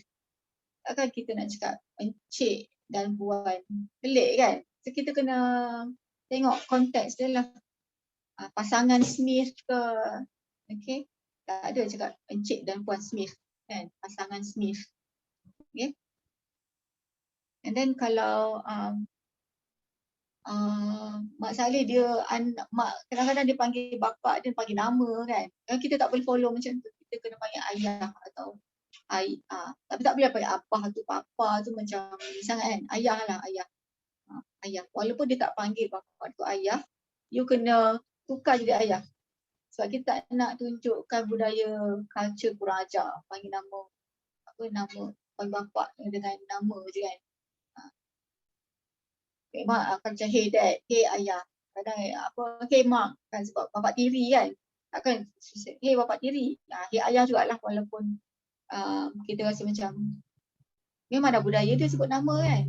Tapi sebab kita orang Malaysia nak baca. Orang Malaysia nak baca, kita kena ikut moral Malaysia. Okay. Kecuali lah ayat tu memang kena sebut nama. Something yang you sendiri tengoklah konteks dia tu, memang dia sebut nama. Okay. Dia macam buat joke ke, dia panggil bapak dia dengan nama ke, itu kena translate lah nama. Okay. Itu apa panggil ikut dia punya discretion. Okay. Yang mana yang lebih sesuai. Kalau macam kakak, abang, adik pun macam tu. Kita panggil kak, kita tak panggil kak kan. Okay, Laura kan, Laura. Laura je tak ambil Kak Laura kan, pelik pula kan. Bagi nama je. Cuma kalau setengah tu kita akan cakap abang. Lagi satu you kena make sure betul, accurate abang adik, kakak adik. Because English sisters, brother satu je. Tapi Melayu kita ada kakak, abang, adik ipar, abang ipar kan. Kalau you tak faham cerita, you tak tengok video, tak baca skrip, memang akan huru-hara jadi kan. Dia punya ganti nama tu. Kadang uncle tu tak semestinya pakcik, bapa saudara kan. Dia tu, jadi you kena betul-betul faham cerita baru you boleh nak buat subtitle ya. Dan ikut moral value Malaysia, unless you buat untuk negara lain. Tapi mostly apa-apa klien memang akan hantar ke Malaysia balik, walaupun Netflix dah akan hantar ke Malaysia balik kan. Jadi you follow lah cara Malaysia, lebih senang. Okay.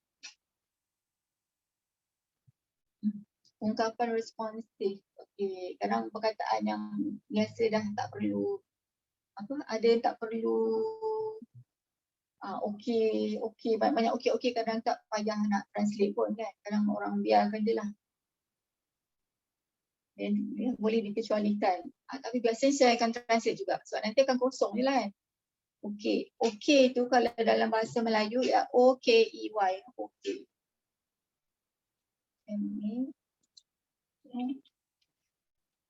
English okey. Okey ni ada banyak ni kan. Boleh tahan, boleh lah. Banyak. So dia ada banyak cara ni. Sometimes you translate to year. Okay to year. Okay. Sometimes you translate sebagai setuju. Are you agree? Okay. Tapi sometimes lebih cantik kalau you translate kepada year. Okay. Tapi kalau nak translate kepada okay boleh juga. Tapi ejaan dia O-K-E-Y lah. O-K-E-Y lah. Okay. Give the okay, memberi kebenaran. Ini ada sini. Kalau you tengok kamus ni, give the okay, memberikan kebenaran. Get the okay, mendapat kebenaran. Ini semua ada dalam kamus ya. You boleh tengok yang dekat apa ni pun boleh. Yang ni saya shortcut dia warna hijau tu. So ini. Okay.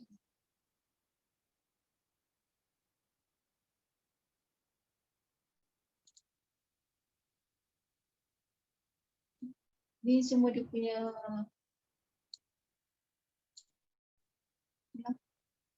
banyak maksud dia. Okay ni.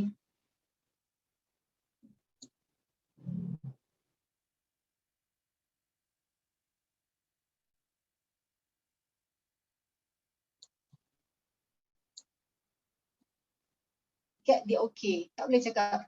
Sometimes orang kalau direct translation kan. Get the okay. Tak terfikir mendapat kebenaran kan. Kita akan cakap, dia kata okay. Maka tak betul lah. Okay. Give the okay, memberikan kebenaran atau setuju.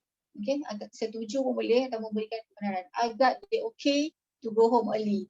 Saya dapat kebenaran untuk, saya sudah mendapat kebenaran untuk pulang awal. Tapi kalau buat subtitle, dia cakap, saya diberi izin untuk pulang awal. Lagi pendek kan? Kebenaran tu panjang. Okay. Kebenaran, you pilih izin. Okay. You kena vocab, cari benda yang pendek-pendek. Okay. Train your mind untuk fikir-fikir, tak rugi. Okay. Bila you tengok video, tengok movie, masa tengok tu you dah boleh fikir, ini pakai perkataan yang lebih pendek, lebih simple lagi okay. Okay.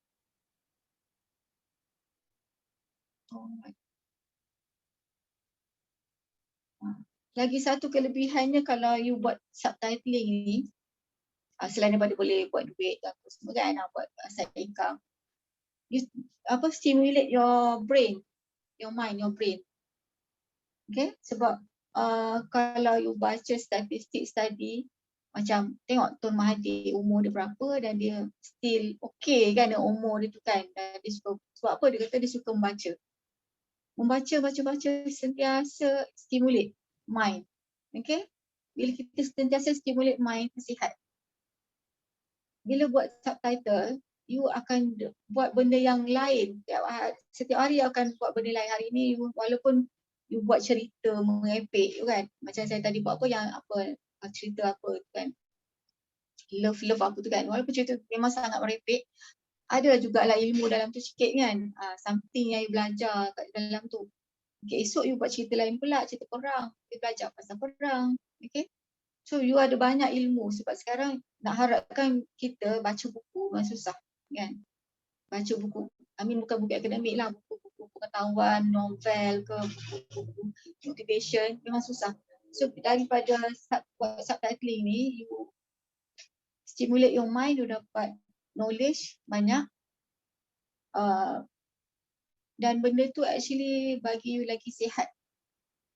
Okay, lagi sihat dan orang cakap bila otak sihat, otak cergas, badan sihat. Muka pun boleh jadi muda. Okay, so, kalau you tengok orang yang tak membaca, tak ada ilmu, memang muka dia akan cepat tua.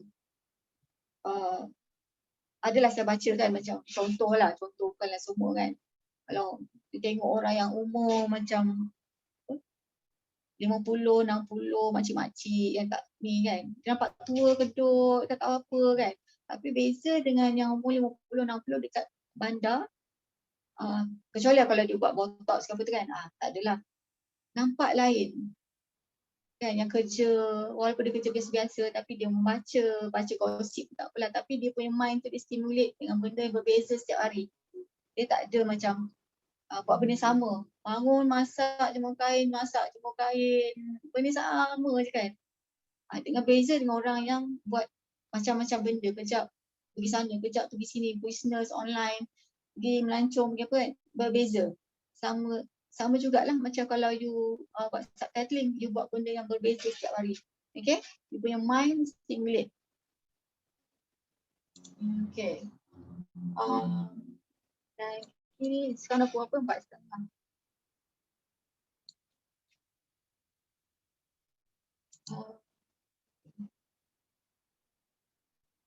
Mengekalkan maklumat linguistik asal.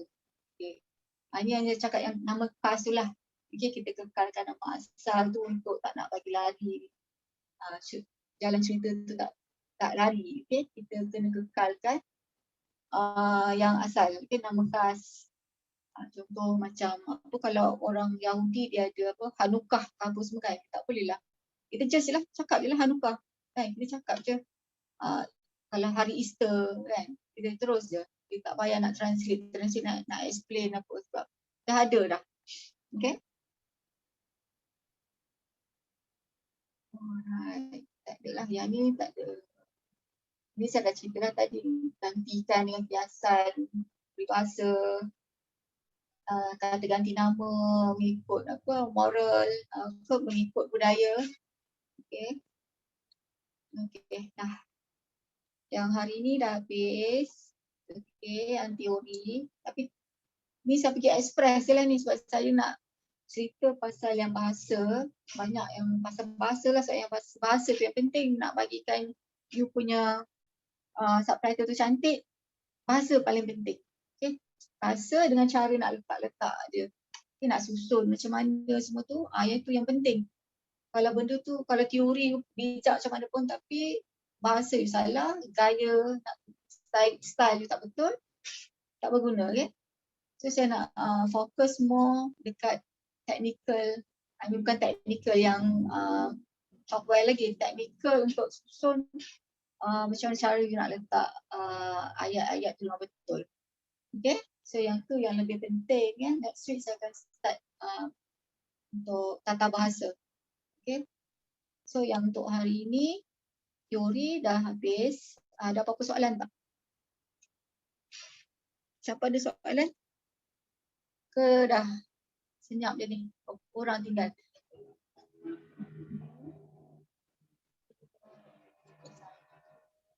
Saya ada buat record ni, nanti saya akan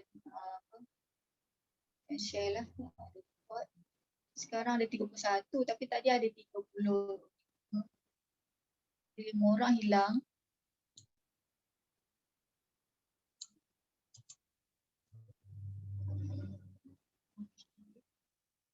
Ada apa-apa soalan tak?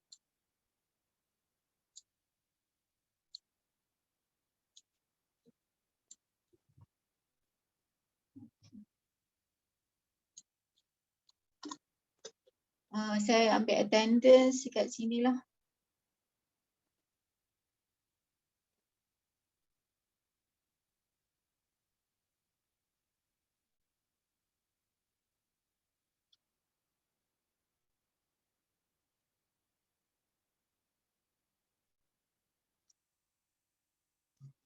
Any question? Semua clear Clear point. Okay.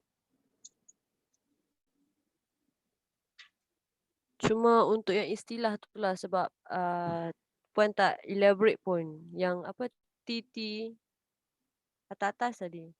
Oh, yang terms tu Terms tu.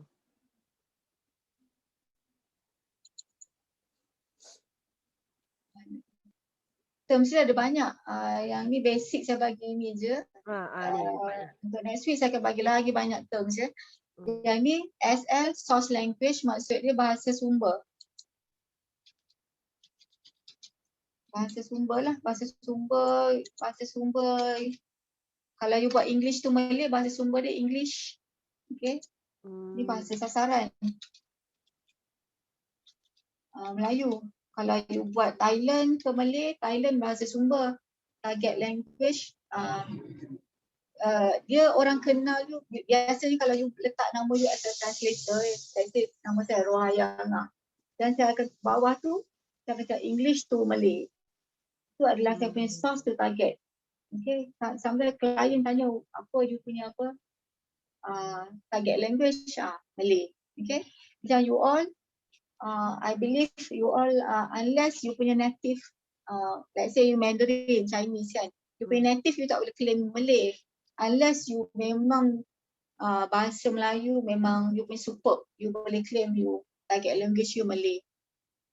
Sebab itu penting, native. Bila you isi form untuk dapatkan jobs, dia akan tanya what is your native language.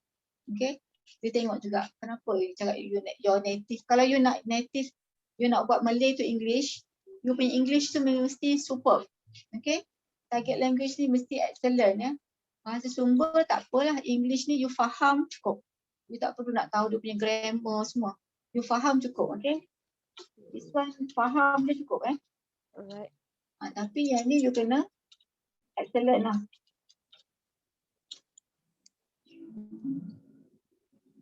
Kalau you nak buat English Indonesia ke Malay, ada juga klien suruh buat Indonesia ke Malay. You rasa Indonesia tu senang tapi sebenarnya Indonesia tu susah. Kalau melainkan pelakon tu semua cakap bahasa Jakarta, bahasa yang bandar. Kalau dia cakap bahasa yang ulu-ulu sikit, Jawa mana yang Madura ke apa ke, memang you tak akan faham, susah. Dan dia punya lenggok-lenggok tu tak faham lah. Okay? Dan macam bahasa Indonesia you nak Google pun susah. Saya try juga nak buat bahasa Indonesia, memang agak susah sebab dia cakap lain, you nak eja lain. So macam mana you nak Google? So apa yang diorang buat, dia akan ambil orang Indonesia ke English and then translate balik, back translate balik English ke Malay 2 kali. So tapi kalau you memang Indonesia you memang faham, family you memang asal sana ke apa, dan bahasa Melayu you memang kera sebab you memang duduk Malaysia, you boleh ambil ni dan dia orang bayar lagi mahal sebab dia tak payah buat 3 kali kan. Indon, English, Malay. So dibayar sekali je, so lebih mahal.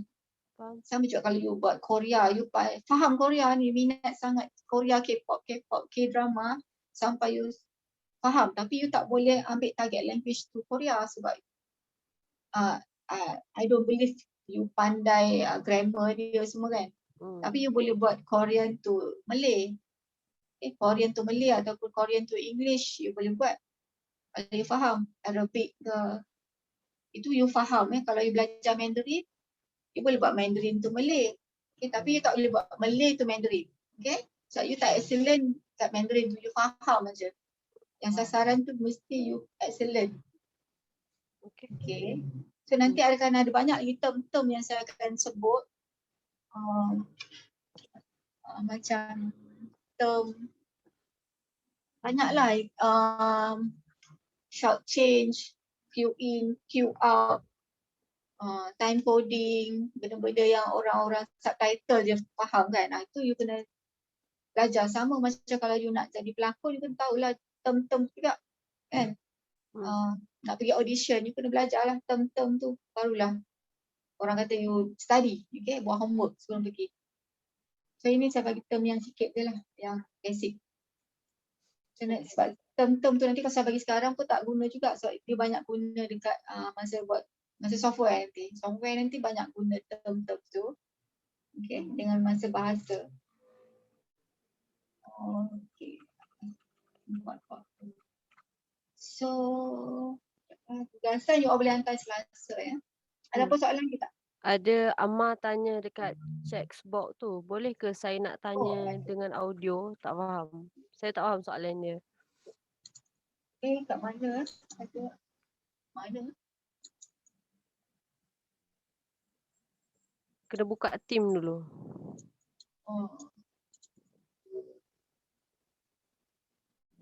Ni chat dah kan? Mana ni? Puan kena buka cuba tak ada kat sini ni.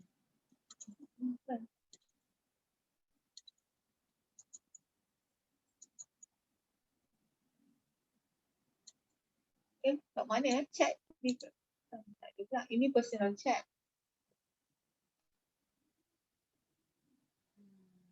Kenapa saya tak nampak chat ni? Saya pun tak pasti kenapa.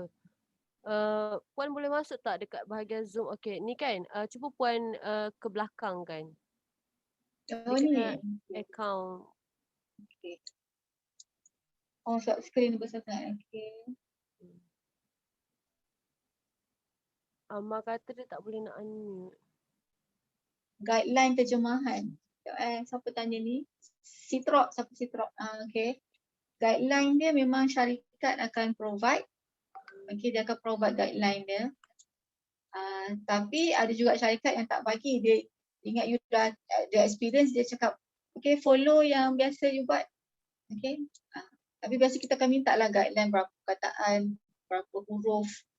Dia akan bagi. Sebab kalau dia tak bagi nanti dia juga yang susah nak betulkan balik. Okay, biasa dia akan bagi guideline. Boleh ke saya nak tanya dengan audio? Tanya apa? Ammar. Mana Ammar? Ammar yang satu. Amma mungkin boleh tanya ikut grup WhatsApp kot. Lepas tu Puan Suraya, Puan Rahaya boleh dengar. Okay. Nanti apa-apa soalan boleh WhatsApp je. Saya akan reply kat situ. Senang. Apa-apa nak tanya apa benda dekat WhatsApp group je. Nanti saya akan reply kat situ. Okay. Tanya kat grup lama. Ya? Kita orang pun nak tahu juga apa soalan Amma tanya kat grup. Kan, personal ni apa ni, nak tanya apa ni? Single ke tak kot, dia nak tanya. Dia nak ngorat ni. Anak saya ada. Tapi anak saya kat UKM yang sulung tu.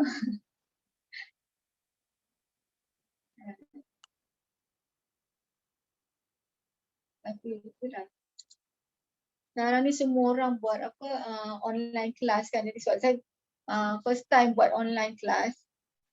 Rasa macam huru-hara jugalah. Sebab biasa physical class. Senang. Kita nak interact. Tapi okey lah sebab ada recording. Siapa yang tak dapat ni dia boleh tengok balik lah. Kalau tak faham boleh.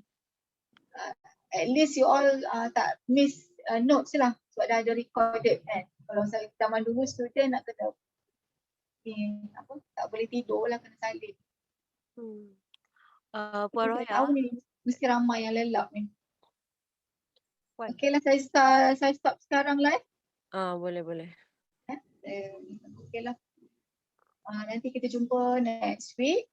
Jangan lupa hantar tugasan. Lepas tu apa-apa hal boleh WhatsApp saya. Okay? Okay. Terima Kalau apa-apa kasih. masalah apa pun beritahu. Okay, terima kasih semua. Assalamualaikum. Waalaikumsalam. Terima kasih.